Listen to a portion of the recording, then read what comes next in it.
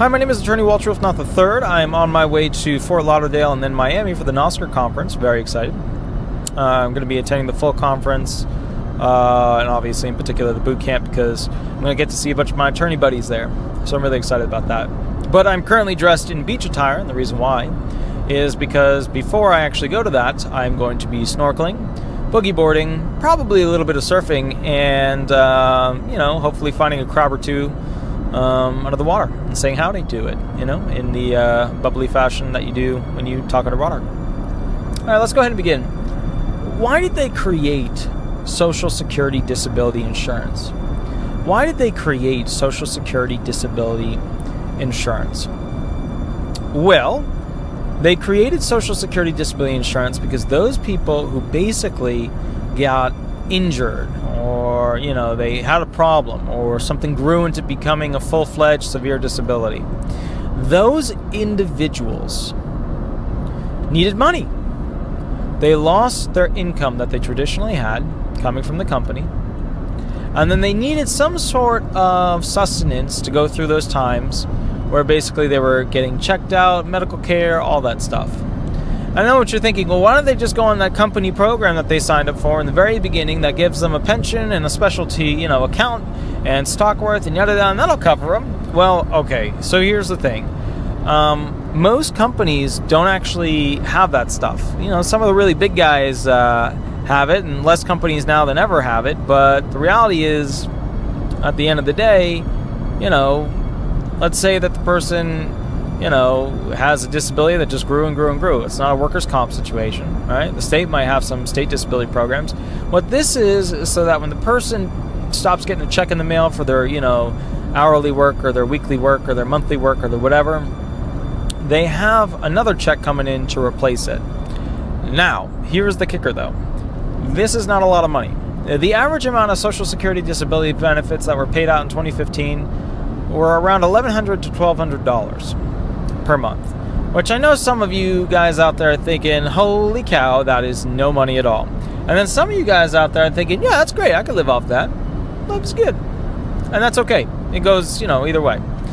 But the bottom line is that it's really not a lot of money, because once you get done with paying rent, transportation costs, some basic medical costs here or there, yada yada, you don't have a lot left over.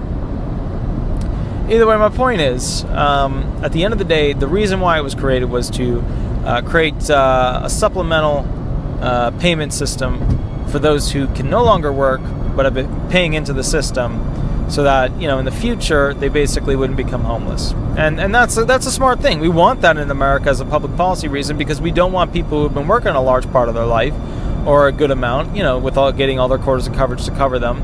We don't want them essentially, just kind of becoming homeless because they became disabled. A country filled with disabled people that automatically become homeless is not a great thing. So, either way. My name is Attorney Walter Rudolph Hnot III. I'm with Disability Resolution PA. If you want the most up-to-date information, or you have a unique question for your unique claim, give me a call. I'll walk you through it. Also, at the end of the day, if you're not totally sure, what to do, or you want to tell me something or give me an update on something, that's fine. You can. But what I'm basically looking at is, when you send information to me, when you send a little bio blog thing through the video programs like YouTube, Vimeo, Dailymotion, whatever, don't give me case specifics, because I don't want all your stuff out there. Give me a call with case specifics, and I'll make a general video about what you should do, and that'll kind of give you the information as to where you should be going with it. All right? You don't have to be a client to give me a call. I'll walk you through it either way. And remember, sometimes I have interns or employees give you a call back. The reason why is I use these moments to basically train them. And I don't do my employees, with the hiding the ball thing like most law firms do that I've run into. In my opinion, a lot of them will just basically, they'll train them a certain way, and they'll train them to do certain things, but they won't train them to do the whole picture. That's not what I do with my law firm. I train them to know as much as I can shove in their brain. And the reason why is that every time we get a call in, I want them to be able to answer it as opposed to constantly having to forward the call to me. Because if they're constantly forwarding the call to me, and then I'm not constantly getting back to every single person because they had a question I couldn't get back to them, then that's a crap system. That's just a bad system. We need a system where people are highly educated, everybody becomes a manager of themselves and other people, because that way they know how to do their job, the other person's job, and when somebody gets sick, or somebody needs help, they can jump in, and that means I'm not constantly the one man doing it. And the reason why I do it this way is because of B.B. King. B.B. King, when I went to one of his concerts when I was younger, said that basically the band in itself should be incredible, miraculous, amazing, a show in itself. He said, and this is, I'm not going to direct quote it because I can't remember what he said, but I was younger and this is basically the gist of it, that he could jump in and out of his band, okay, and it would still be a show, whether he was there or he was not there. Obviously, people pay to see B.B. King, they want to talk to B.B. King, they want to hear B.B. King, yada yada, that's cool, that's fine, but still, it still needs to be a great band to the point where he can jump in and jump out.